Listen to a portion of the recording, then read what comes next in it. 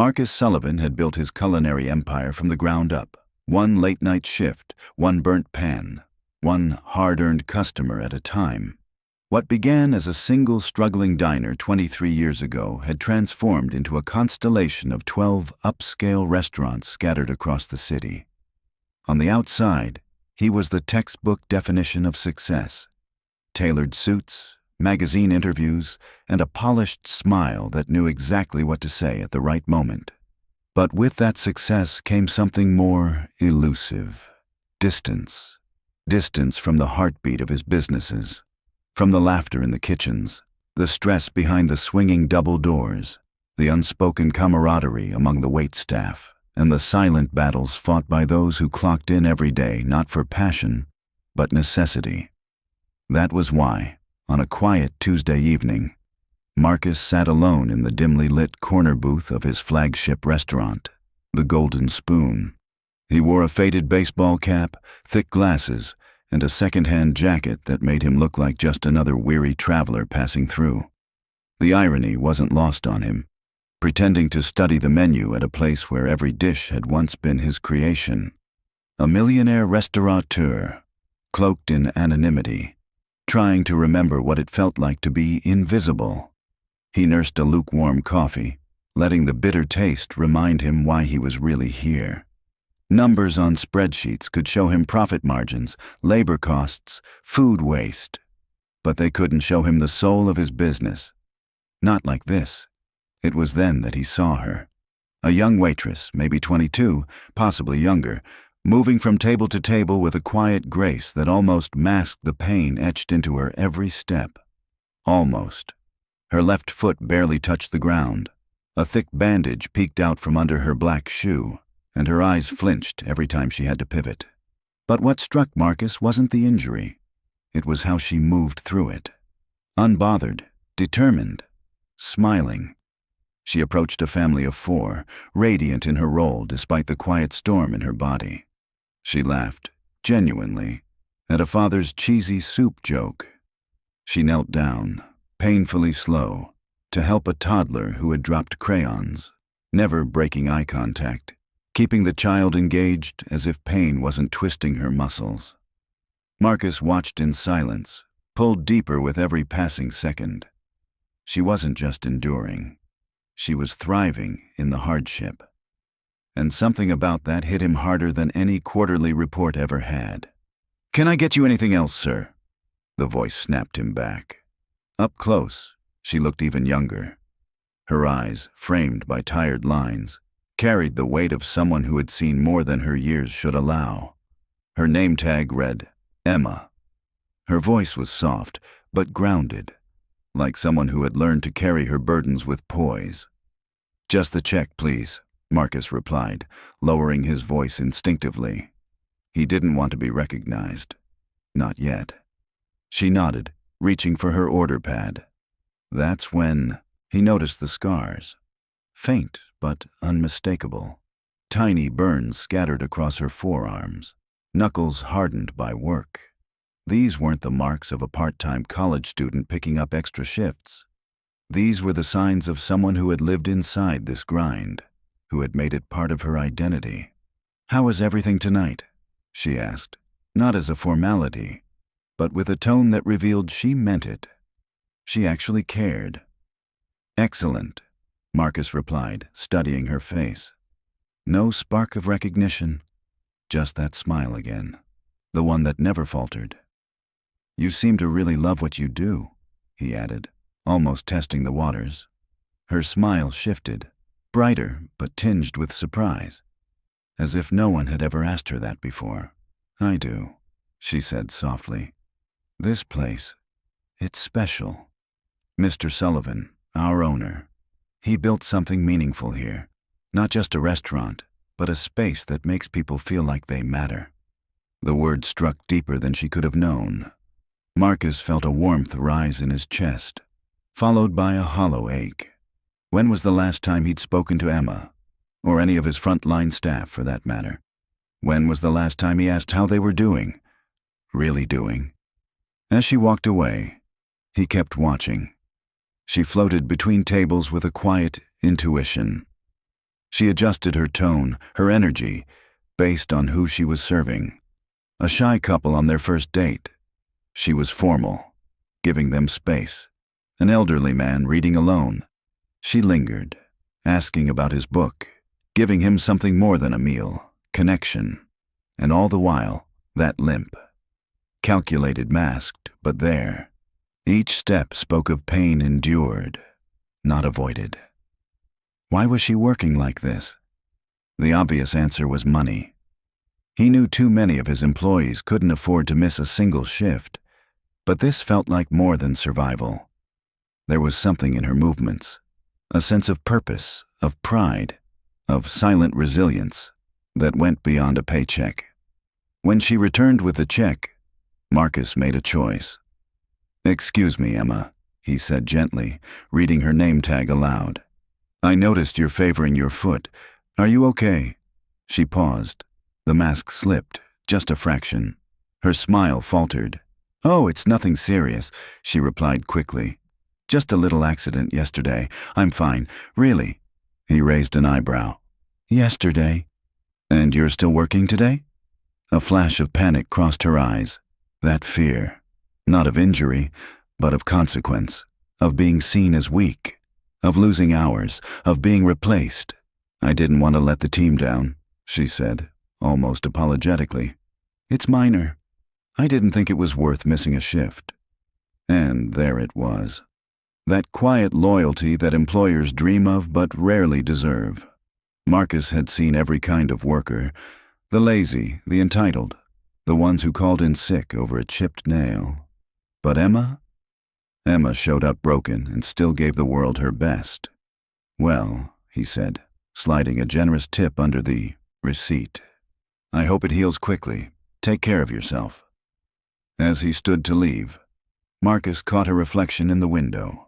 A girl pushing through pain, unseen and uncelebrated, but not for long. He had come looking for the soul of his business, and he had just found it. The moment Emma believed no one was watching, her carefully composed mask cracked. She drifted toward the nearest wall like a leaf collapsing after holding out against a relentless wind. Her back met the cold surface, and with a quiet wince, she lifted her injured foot slightly off the ground. For just a few seconds, she closed her eyes, allowing herself a moment of raw vulnerability. It wasn't just relief she was feeling. It was release. A silent exhale from hours of gritted teeth and forced composure. Outside, in the dim glow of the parking lot, Marcus sat in his car with the engine off. The soft hum of the city faded beneath the weight of what he'd witnessed. Through the restaurant windows, the warmth of his establishment glowed invitingly. A place he'd once built from passion, now a machine running without his touch. Tonight, he hadn't just observed operations. He'd seen truth. He had come looking for metrics. Instead, he found Emma. How many Emmas were working under his nose, pushing past pain, swallowing personal crises, grinding through exhaustion, just to make ends meet? How many stories were buried beneath smiles and polite, "How's everything tasting tonight?" How many people were sacrificing more than he could ever measure in a spreadsheet? He pulled out his phone and scrolled with deliberate speed until he reached a familiar contact. David Chin, his trusted restaurant manager. "David, it's Marcus. Quick question," he began, his voice low but tight with urgency. "Do you know anything about a waitress named Emma? Works Tuesday nights." "Emma Rodriguez? Of course," David replied, without missing a beat. "She's one of our best.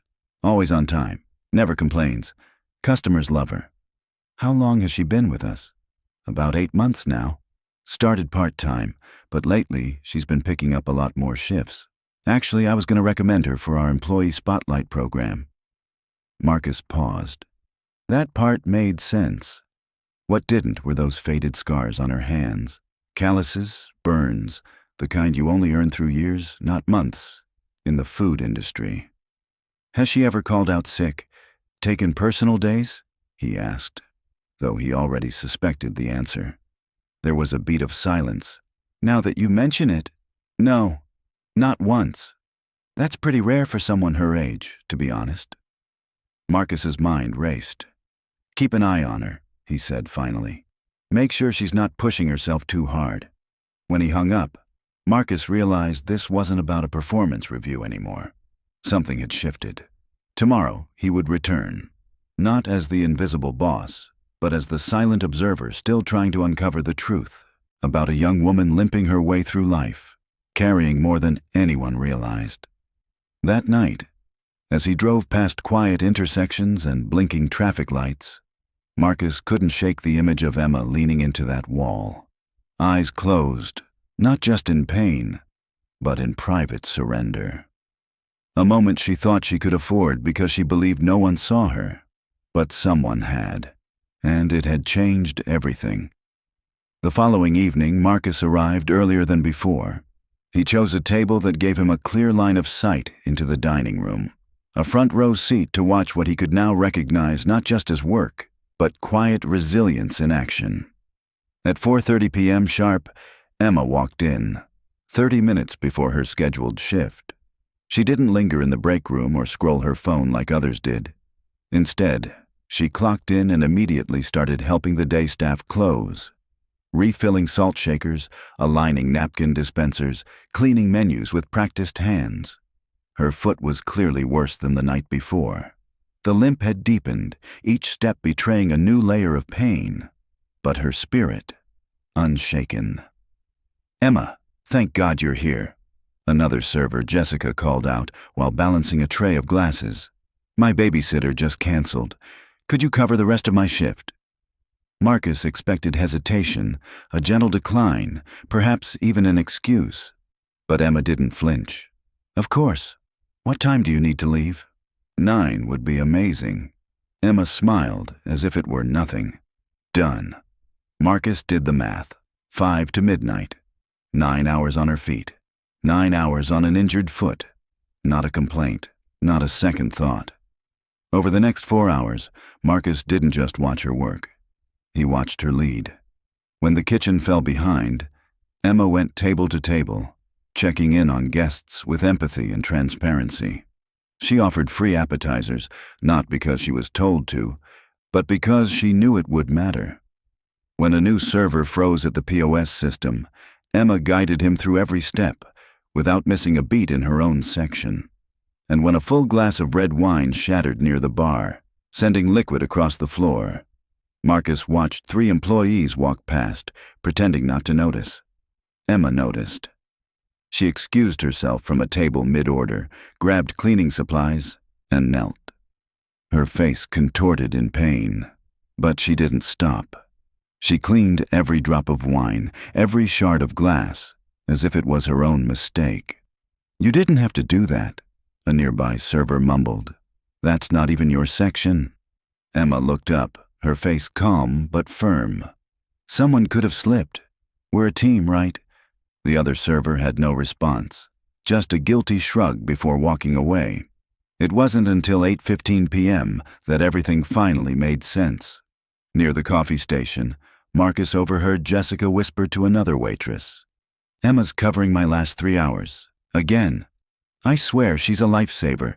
She's been picking up everyone's shifts lately, even with that foot."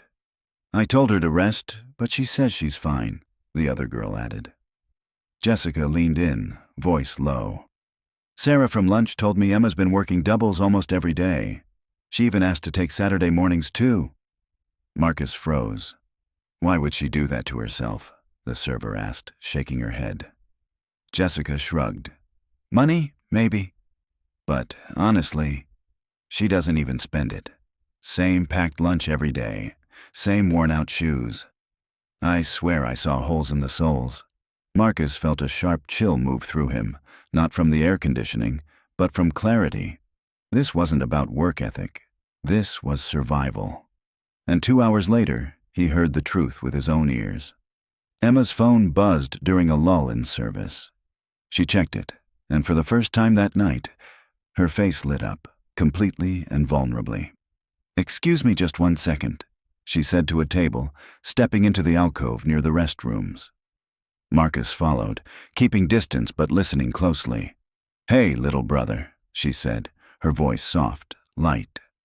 "How did the interview go?" A pause.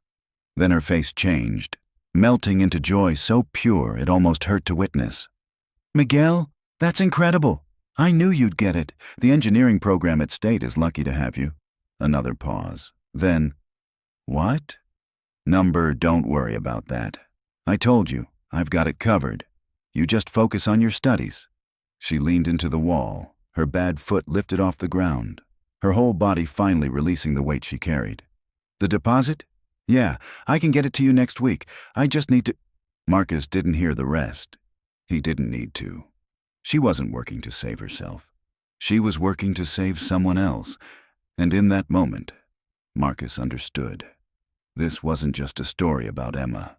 It was about the unseen warriors we walk past every day, fighting battles we never bother to imagine.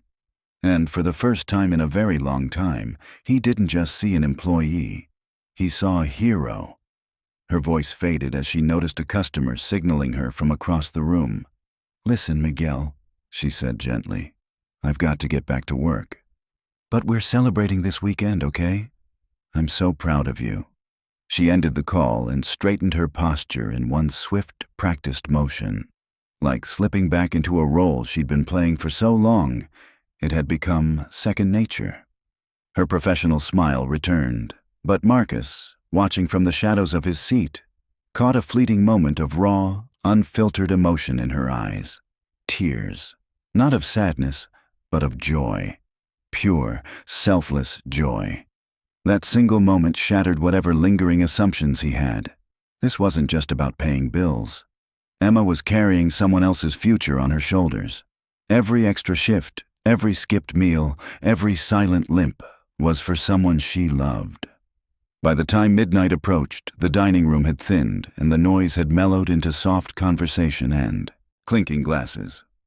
Emma began her closing duties, her movements slower now, the strain more visible. That's when it happened. A difficult customer, sharp suit, louder than necessary voice, walked out from table 12. He'd spent the evening making snide remarks and sending back perfectly good food.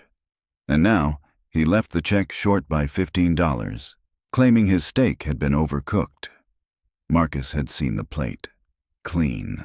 Not a scrap left. As Jessica tallied the receipts with Emma, she sighed. "Table 12 shorted us. Again. $15. I'll talk to David in the morning." "No," Emma said quietly, already pulling a crumpled 20 from her tip envelope. "I'll cover it." Jessica's eyes widened. "Emma, you can't keep doing this. That's the third time this month." Emma shook her head gently. "It's not worth the paperwork. Someone will just have to deal with it tomorrow. I'd rather not add stress to the team." Oh, in that moment, Marcus saw it clearly. Emma wasn't just absorbing financial blows. She was absorbing stress, conflict, inconvenience, shielding everyone around her from the ripple effects of someone else's entitlement. It wasn't just generosity. It was sacrifice, chosen over and over again, even at her own cost. At 12:30 a.m., Marcus finally left the restaurant. He stepped out just in time to see Emma hobbling toward the bus stop, her uniform still clinging to her like a second skin. Her limp was worse. The swelling in her foot obvious, even through her worn shoe. 9 hours of constant motion. And now, a long bus ride ahead. But the image that followed him home wasn't the fatigue in her step. It was her face during that phone call. That radiant, unguarded joy when she heard her brother's voice. Emma wasn't enduring hardship. She was choosing it.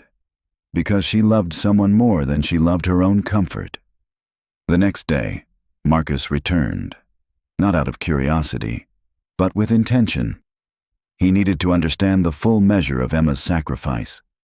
He arrived during the lunch rush and chose a seat at the bar, quiet, inconspicuous, with a direct view of the server's station. He didn't want to just watch her serve tables.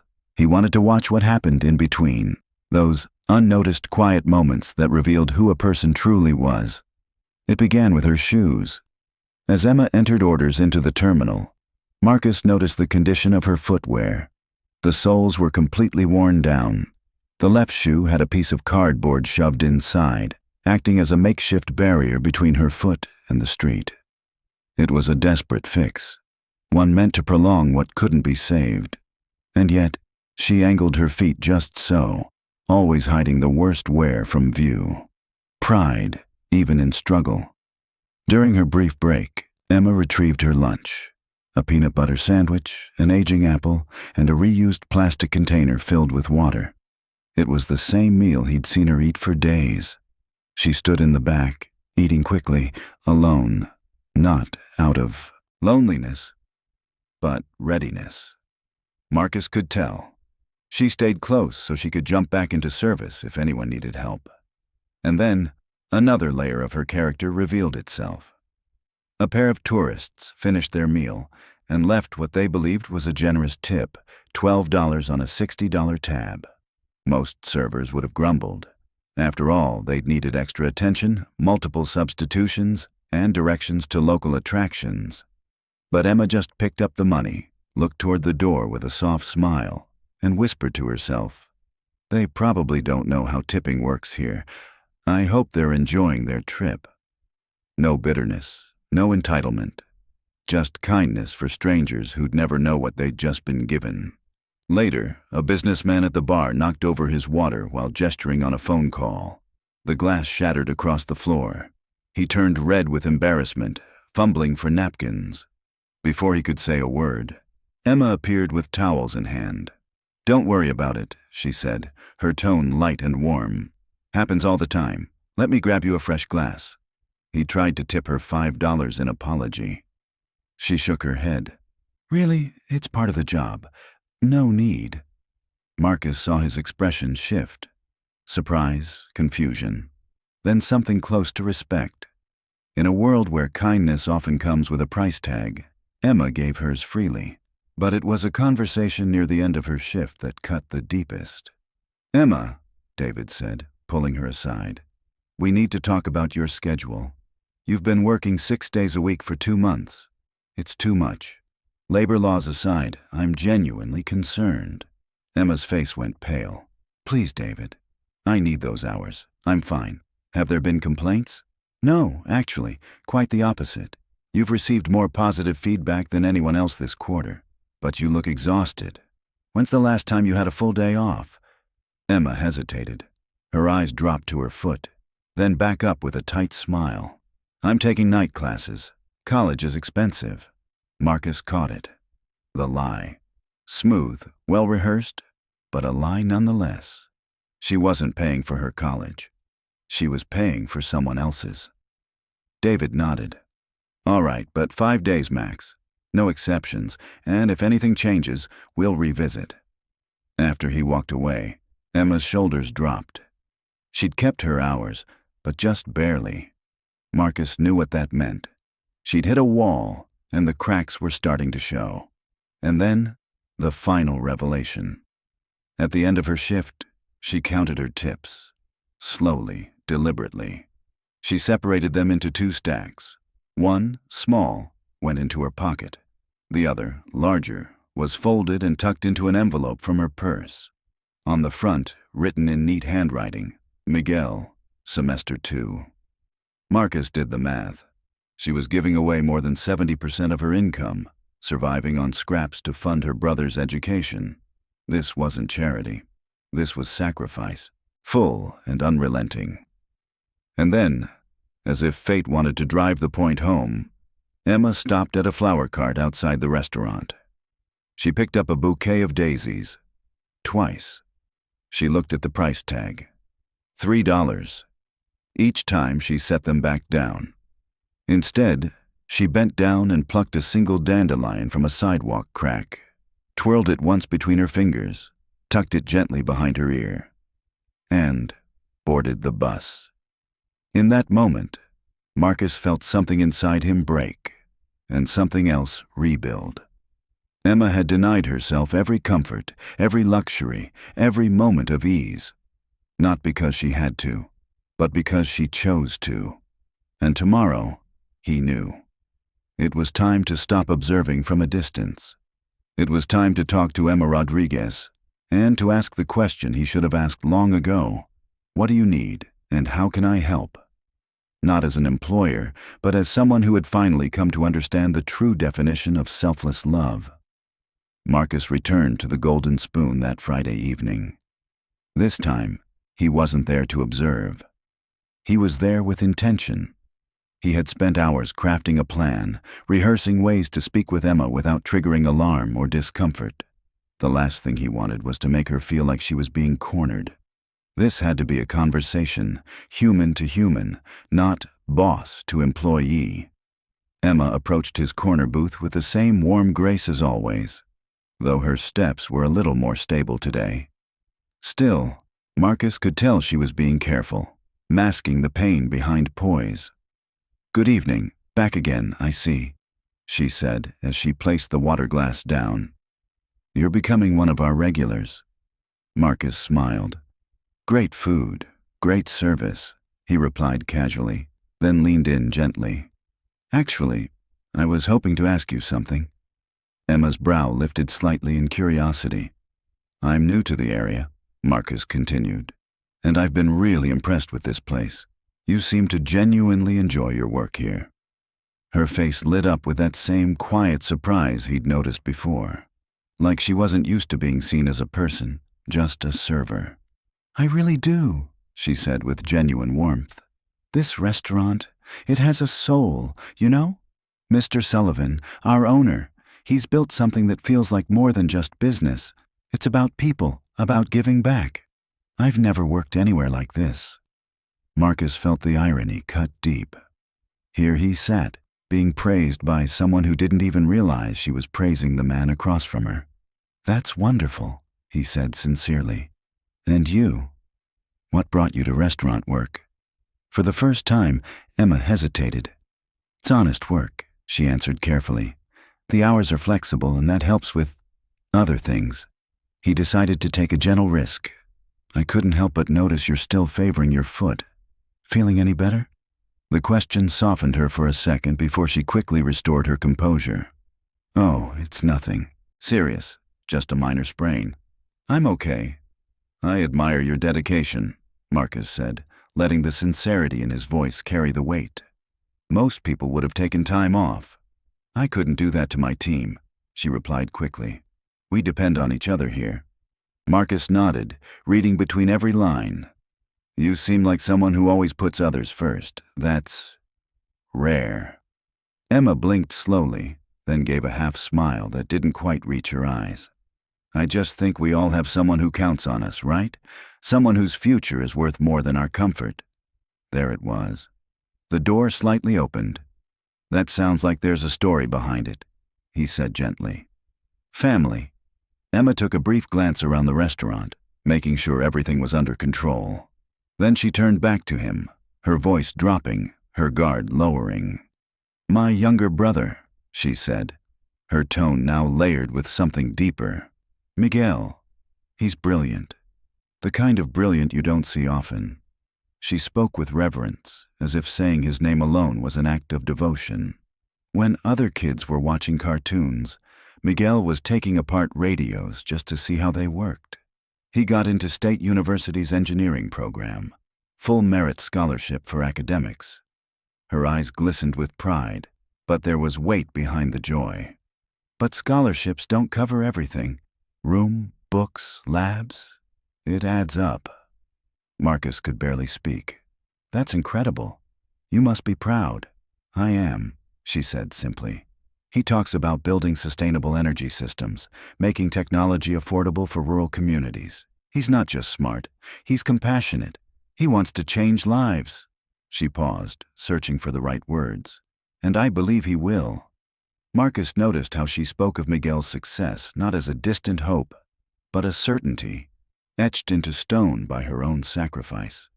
"And you're helping him get there?" he asked softly. Emma's shoulders tensed slightly. "We help each other. That's what family does." "But college is expensive. That must be hard on a server's salary." "We manage," she said quickly, though her voice wavered.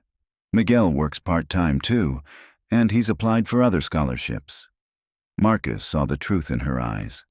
They weren't managing. They were surviving. "What about your own plans?" he asked. college, a career path. That caught her off guard. I'm focused on helping Miguel right now. There'll be time for me later. After he graduates? Marcus offered gently. She nodded, then looked down at her hands. Once he's settled. Once he doesn't need my help anymore. In that moment, Marcus saw her clearly, not just as a server or a sister, but as a young woman who had paused her entire life for someone else's future. The kind of sacrifice rarely spoken of, even less understood. He's special, she whispered, finally. Some people are meant to do great things. Miguel is one of them. And if I can be the one who helps get him there, then every shift, every aching step, it's worth it. Marcus sat back, heart heavy and full at the same time. He had never met anyone like her. You're a remarkable person, Emma, he said. She flushed. I should check on my tables, she replied, slipping back into the mask of professionalism, though this time he could still see the girl beneath it. As she walked away, Marcus made a decision. Everything was going to change. The next morning, before the city had even fully woken, Marcus sat in his corporate office, lit only by the glow of his computer screen and the faint morning sun. The conversation with Emma hadn't just moved him. It had shaken him to his core. He pulled up payroll records, searching for cold facts to match the warm truth he had witnessed. What he found was staggering. Emma Rodriguez, hired 8 months ago at the standard server rate of $2.13 per hour, had logged an average of 52 hours a week for the last 3 months. Frequently, she clocked out before finishing her duties to avoid overtime. She had covered for sick co-workers 17 times in 60 days. But it was the payroll deductions that revealed the depth of her reality. Emma had elected to have direct payments, nearly $850 every 2 weeks, taken from her checks and sent directly to the bursar's office at State University. It was all listed under tuition assistance. Family member Miguel Rodriguez. She wasn't just supporting her brother. She was investing in him, systematically, intentionally, with everything she had. Marcus leaned back in his chair, stunned. She was living off tips alone. No backup, no safety net. A knock at the door pulled him from his thoughts. Marcus, I saw your car. Everything okay? David Chin entered, concern etched on his face. I called you in early because I need to talk about Emma Rodriguez, Marcus said, and I need you to be completely honest with me. David sat down, brow furrowed. Is she in some kind of trouble? No, Marcus replied, shaking his head. But we might be. Reliable, hard-working, great with customers, David said, his voice low with awe. The other staff respects her, even though she's one of the newest. Marcus folded his arms, his face unreadable. What do you know about her personal situation, family, living arrangements, finances? David hesitated. I don't pry into employees' private lives, but I do know she takes the bus every day, lives somewhere out on the east side. It's about a 45-minute commute each way. She mentioned once that she shares a small apartment, splitting rent with roommates to keep costs down. Marcus turned his computer screen toward him. Take a look at this. David leaned in. His eyes scanned the payroll data, and slowly the color drained from his face. She's sending almost her entire paycheck to the university? Marcus nodded. And there's more. He clicked through her time cards, her HR profile, her benefits elections. She's never submitted for overtime, despite consistently working over 40 hours. Never taken a sick day, never requested vacation. And this, he pointed to the insurance line. She declined health coverage. The reason listed? Unable to afford premiums. David sat back in stunned silence. She's essentially working full-time hours for tip money, Marcus said quietly. No benefits, and sending nearly every dollar of her wages to cover someone else's college tuition. Her brother, David whispered. Miguel Rodriguez, Marcus confirmed. Engineering major at State University. David shook his head slowly. My God. No wonder she looked so panicked when I cut her hours. Every minute on that clock matters to her. Marcus stood, walking over to the tall windows overlooking the city. Somewhere out there, Emma was likely on a bus, preparing for another grueling shift. "David," Marcus said without turning around, "I want you to find out everything you can about Miguel. Reach out to the university if you have to. I need to know what kind of future she's sacrificing herself for." David blinked.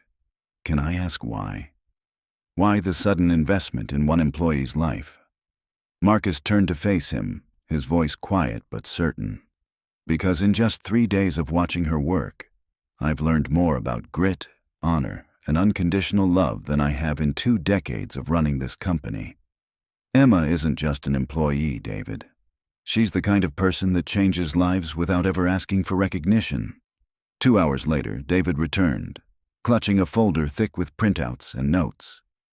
"You're not going to believe this," he said, placing the file in front of Marcus. "Try me.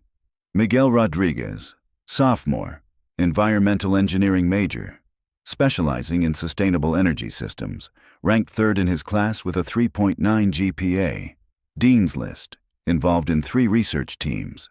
According to his professors, he's one of the most promising minds they've ever worked with."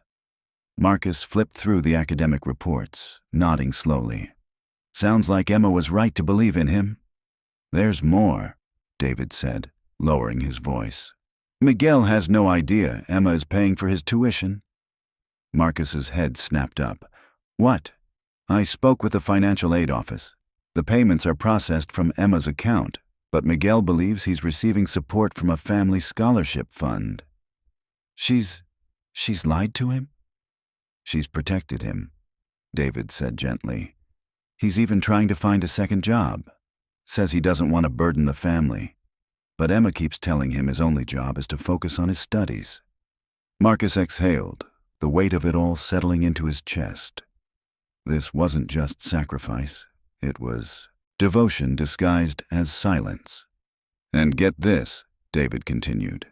"He's already being courted by top engineering firms for internships. His advisor thinks he's a lock for full funding to grad school. He's 18 months from graduating, and if he stays on track, he's going to change lives." Marcus closed the folder slowly. "Her sacrifice," he whispered. "It's working." "Yes," David agreed. "But at what cost? By the time Miguel makes it, Emma will be 25. No degree, no savings, no health coverage, years of dreams, just given away." Marcus didn't reply. He didn't have to. He'd made his decision. Monday evening came like the closing chapter of a book he had lived through every page of. Marcus arrived at the Golden Spoon half an hour before Emma's shift. This time, he didn't wear a disguise. He didn't blend into the background. He sat at the booth where it had all started, folder in hand, waiting for her. When Emma walked in, he could see it immediately. The fatigue in her shoulders, the limp she tried to mask, the practiced smile she wore like armor. And yet somehow she still radiated warmth. "You're here early," she said, setting down a water glass. "Actually, Emma," Marcus said softly, "I was hoping we could talk, just for a minute. Would you sit down?" Emma hesitated. I just clocked in. I already spoke to David. He knows we need a moment." Slowly, cautiously, Emma slid into the booth across from him. "Is everything okay?" she asked, her voice laced with dread. "If something's wrong with my service, I can—" "Emma," Marcus said gently, "there's nothing wrong, not with your work." He took a breath. "My name is Marcus Sullivan. I'm the owner of this restaurant." Her eyes widened. "You're Mr. Sullivan?" "I am, and for the past week, I've been here not to evaluate food or service, but to understand you. To understand how someone could work through pain, exhaustion, and hardship with such grace." Emma's hands trembled. "I can explain the foot," she stammered. "It doesn't affect my job. I promise—" "You're not in trouble," Marcus interrupted, his tone firm but kind. "You're being recognized." He placed the folder on the table between them. "I know about Miguel. I know what you've done. The tuition payments, the unpaid overtime, the bus rides, the skipped meals. I know the truth you've hidden, even from him. Tears pooled in Emma's eyes. Please, she whispered, don't fire me. I can still manage the payments. He's so close to graduation. I just need a little more time. Marcus reached across the table. Emma, look at me. She met his eyes, her own filled with fear and hope. Your sacrifice ends today. Her brow furrowed. I don't understand. Marcus opened the folder. Effective immediately, you're promoted to assistant manager. Salary, $45,000. A year, full health benefits, paid vacation, and, he paused, your brother has just been awarded the Sullivan Family Educational Scholarship. It will cover everything, tuition, books, housing, until graduation. Emma sat frozen, lips parted, unable to form words. And there's more. Miguel will be invited to our summer internship program. If he's interested, we'll have a job waiting for him after graduation. I don't. Emma's voice cracked. Why would you do this? Marcus smiled, eyes soft but steady. Because in over 2 decades of running businesses, I've never met anyone who embodies the kind of selflessness, strength, and heart that you do. You've given everything for your brother's future. Now it's time someone invests in yours. Emma's lip trembled. I can't accept all of this. I haven't done anything. You've done everything, Marcus said, his voice breaking slightly. When was the last time you bought yourself flowers? A real meal? Took a day to rest? Her tears spilled over. I wanted to buy daisies, she choked. They were $3, but I thought about Miguel's books and, you can buy all the daisies you want now, Marcus said, gently squeezing her hand. Emma let the weight fall off her shoulders at last. She cried, not in shame, but in relief. And when she finally looked up, her face transformed with a kind of peace Marcus hadn't seen in her before. Is this real? She whispered. Am I dreaming? It's real, he said. It's your life now. And as she walked away, Marcus sat still, the silence around him filled with a quiet kind of reverence. Emma had taught him what it meant to give without expectation, to love without limits. And now, it was his turn to return that grace, with something she hadn't dared to dream of, a future of her own.